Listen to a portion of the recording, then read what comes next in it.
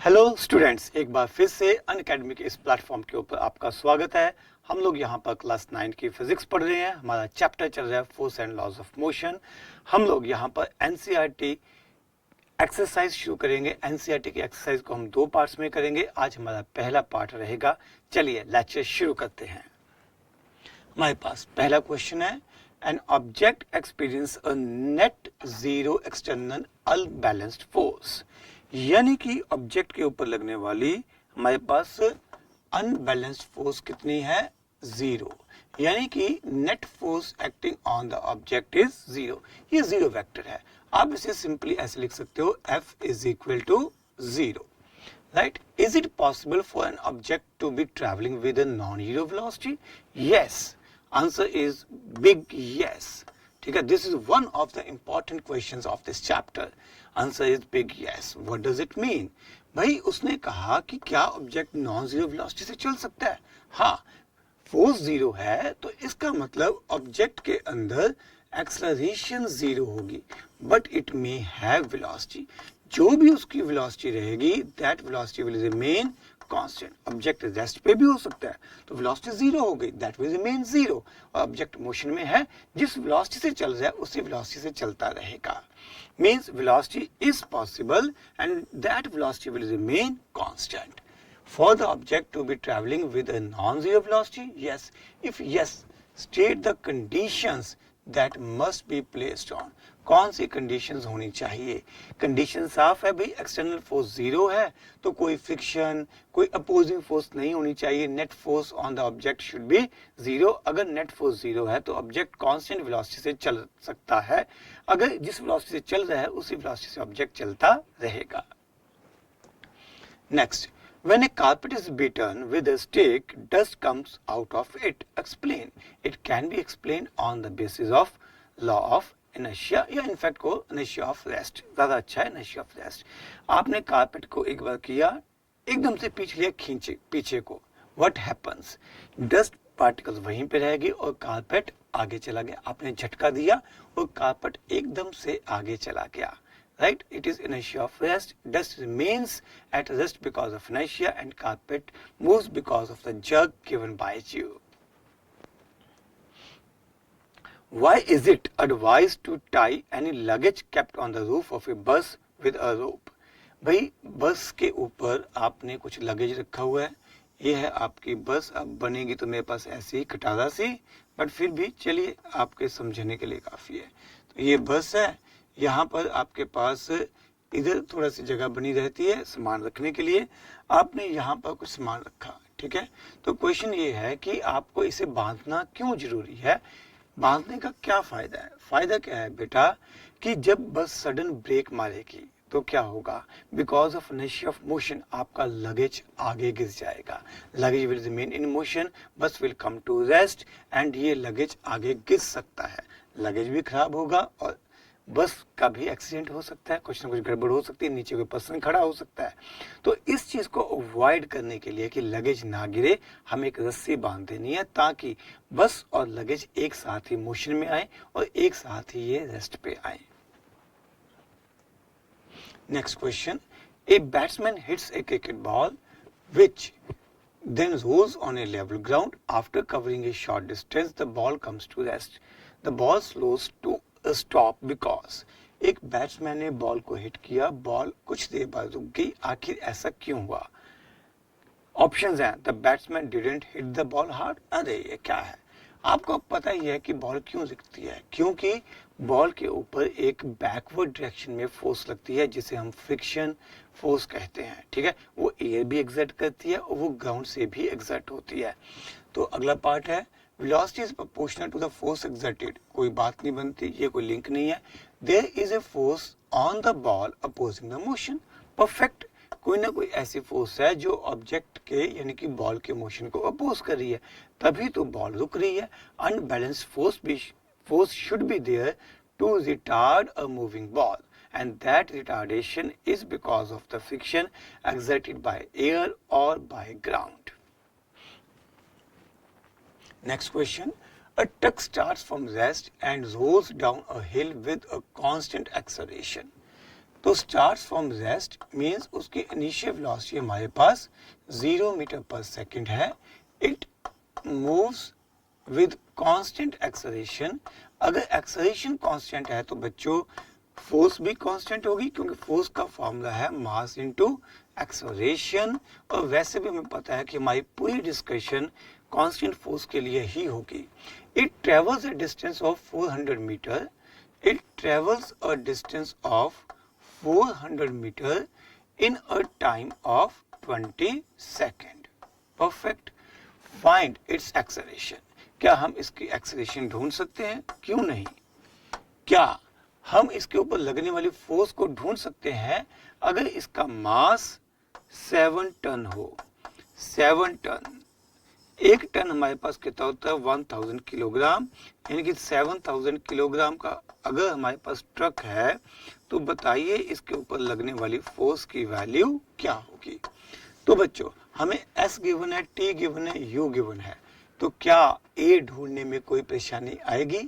हमारे पास फॉर्मूला क्या रहता है? S is equal to UT plus half AT square.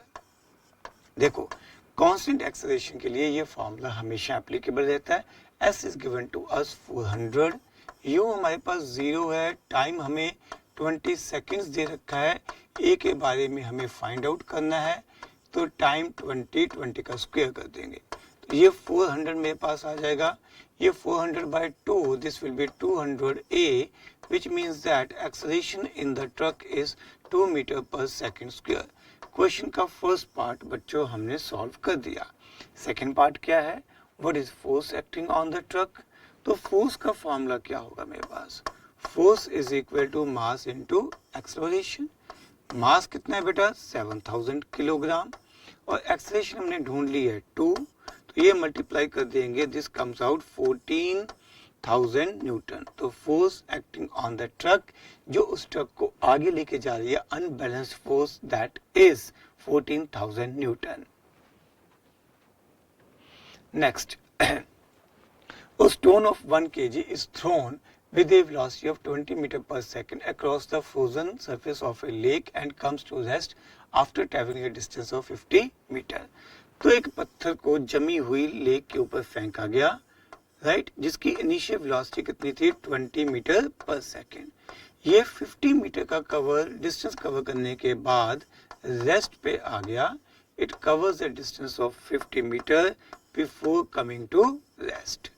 U, V and S, ये 3 वैल्यूज आपको दे रखी हैं, और इसे देखते ही आपके मन में फॉर्मूला आना चाहिए V square minus U square is equal to 2AS। Apply कर दीजिए, V square minus U square is equal to 2AS। Final velocity कितनी है? 0। बच्चों मैंने क्वेश्चन भी पूरा नहीं पढ़ा, पर मुझे पक्का पता है कि ये कंसेप्ट तो यूज होने ही वाला है, ठीक है।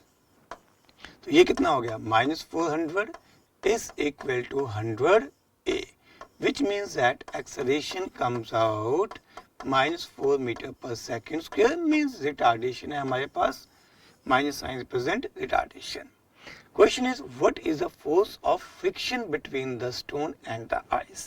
कितनी force of friction लगेगी? देखो बेटा, ये स्टोन आगे जा रहा है, इसकी स्पीड कम हो रही है, इसमें रिटार्डेशन है, तो पक्का से फ्रिक्शन लगेगी जो इसकी स्पीड को कम कर रही है। कुछ ना कुछ अनबैलेंस्ड फोर्स होगी जो ऑब्जेक्ट में रिटार्डेशन प्रोड्यूस कर रही है, दैट फोर्स इज फ्रिक्शन। हमें इस स्टोन का मास दे रखा है, mass of the stone is 1 kg। तो क्या हम लोग फोर्स फाइंड आउट कर सकते हैं? फोर्स का फार्मूला होता है मास इनटू एक्सेलरेशन। मास 1 kg है, एक्सेलरेशन -4 है, तो ये हमारे पास बनेगा -4 न्यूटन। माइनस साइन क्या रिप्रेजेंट करेगा? रिटार्डेशन। ये F कौन सी है? This is a friction exerted by frozen water, frozen lake, ठीक है। जमे हुए पानी या जमी हुई जो लेक है उसने बॉल के ऊपर 4 न्यूटन फोर्स एक्सर्ट की। Minus sign represent force is acting opposite to the direction of motion of stone. Next question, a 8000 kilogram engine pulls a train of 5 wagons each of 2000 kilogram. यानी कि देखिए एक engine जिसका खुद का मास कितना है 8000 kg, वो 5 वैगन्स को खींच रहा है जिनका मास है 2000 kilogram.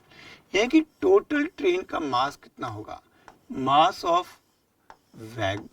Of engine plus 5 times mass of each wagon, यानी कि 8000 plus 10,000 which comes out 18,000 kilogram. Along a horizontal track, if the engine exerts a force exerted by engine is 40,000 Newton and the track offers a friction of 5,000 Newton. Friction को मैं small f से लिख लेता हूं, which is 5,000 Newton, right? Next is then calculate the net acceleration and the acceleration of the net accelerating force and acceleration of the train. तो बच्चों situation को समझो, ये हमारे पास इंजन है, इंजन के पीछे 5 डिब्बे लगे हुए हैं और 1 2 3 4 और 5। अब जो इंजन है वो आगे को फोर्स एक्सर्ट कर रहा है विच इज 40,000 न्यूटन और इनके ऊपर 5,000 न्यूटन फोर्स पीछे को लग रही है। तो net unbalanced force F net लिख लूं, या आप इसको अनबैलेंस्ड फोर्स भी कह सकते हो, या आप इसे नेट एक्सेलरेटिंग फोर्स भी कह सकते हो। ये कितनी आएगी, आगे को खींचने वाली फोर्स है 40,000 न्यूटन और पीछे को उसके मोशन को अपोज करने वाली जो फ्रिक्शन फोर्स है वो है 5,000 न्यूटन। तो नेट पुलिंग फोर्स, जो फोर्स इस पूरे ट्रेन को आगे को खींच रही है वो है 35,000 न्यूटन, राइट। तो फर्स्ट पार्ट का आंसर हो गया 35,000 Newton. What is the acceleration in the train? Force का फॉर्मूला क्या होता है बच्चों, मास इनटू एक्सेलरेशन। फोर्स हमारे पास कितनी आ गई है 35,000 न्यूटन, अनबैलेंस्ड फोर्स, वो फोर्स जो ट्रेन को आगे खींच रही है। मास कितना आया था हमारे पास 18,000 किलोग्राम, तो मास की वैल्यू हमारे पास है 18,000 kilogram multiply by a is equal to 35,000। क्या आप इसे सिंप्लीफाई कर सकते हैं? Of course, a comes out 35,000 divided by 18,000. This comes out A is equal to 35 by 18 meter per second square. So हमारे पास acceleration, the acceleration of the train comes out 35 by 18 meter per second square. Next numerical, again from NCERT, back exercise. An automobile vehicle has a mass of 1500 kilogram. What must be the force between the vehicle and the road if the vehicle is to be stopped with a negative acceleration of 1.7 meter per second square? तो vehicle को रोकना है और vehicle में इतनी retardation होनी चाहिए। Vehicle का मास दे रखा है, तो बताइए कितनी फोर्स होनी चाहिए। जो भी एक्सेलरेशन है या जो भी रिटार्डेशन है वो तो अनबैलेंस्ड फोर्स ही प्रोवाइड करेगी, ठीक है। तो इस व्हीकल के ऊपर जो रिटार्डेशन है वो रिटार्डिंग फोर्स से आएगी। अगर व्हीकल आगे को जा रहा है, व्हीकल का मोशन आगे को है, तो रिटार्डिंग फोर्स पीछे को लगेगी और इस रिटार्डिंग फोर्स की वैल्यू क्या आएगी, मास इनटू एक्सेलरेशन। मास हमारे पास कितना है 1500 और इसमें रिटार्डेशन कितनी है 1.7 मीटर पर सेकंड स्क्वायर। ये आप मल्टीप्लाई कर सकते हो, ये आपके पास आंसर बन जाएगा न्यूटन में, राइट। तो ये वैल्यू आएगी, दिस इज रिटार्डिंग फोर्स। तो व्हीकल अगर आगे को जाएगा तो ये फोर्स पीछे को लगेगी, तभी ऑब्जेक्ट स्लो डाउन होगा, तभी उसकी वेलोसिटी टाइम के साथ कम होगी। Next question, What is the momentum of an object of mass m moving with velocity v? इससे आसान क्वेश्चन एनसीईआरटी नहीं पूछ सकती। मोमेंटम का स्टैंडर्ड फॉर्मूला है मास इनटू वेलोसिटी। मोमेंटम था क्या, total quantity of motion contained in a body and it is measured as product of mass into velocity. Next question, using a horizontal force of 200 Newton, we intend to move a wooden cabinet. तो हमारे पास एक बच्चों wooden cabinet है, हम इस wooden cabinet को move करना चाहते हैं by applying a force of 200 Newton in the horizontal direction, ठीक है, at a constant velocity. A very interesting point कि यहाँ पर फोर्स तो लगानी है बट वेलोसिटी कांस्टेंट रहनी चाहिए। क्या ऐसा संभव है? ऐसा तभी संभव है जब नेट फोर्स जीरो हो, अनबैलेंस्ड फोर्स की वैल्यू जीरो हो। ये फोर्स जो आपने अप्लाई किया, अप्लाइड फोर्स, ठीक है, जो आपने अप्लाई की है, बट हम चाहते हैं कि उसकी वेलोसिटी कांस्टेंट रहे। ये कैसे संभव है भाई? ये तभी संभव है अगर इतनी ही फ्रिक्शन यहाँ पे अपोजिट डायरेक्शन में लग रही हो, तभी ये संभव हो पाएगा कि नेट फोर्स जीरो हो जाए और ऑब्जेक्ट यानी कि कैबिनेट कांस्टेंट वेलोसिटी से चलती रहे। What is the friction force that will be exerted on the cabinet? So naturally it is going to be 200 Newton. Net force on the cabinet will be zero, and that is the only way this cabinet moves with constant velocity, right? लो बच्चों, इसी के साथ हमारा आज का ये lecture यहीं पे समाप्त होता है। एनसीईआरटी की बैक एक्सरसाइज को हम 2 लेक्चर्स में कवर करेंगे। अगले लेक्चर में बाकी के क्वेश्चंस को कवर करेंगे। इसी के साथ हमारा आज का ये लेक्चर यहीं पे समाप्त होता है। नमस्कार, सत श्री अकाल, आदाब।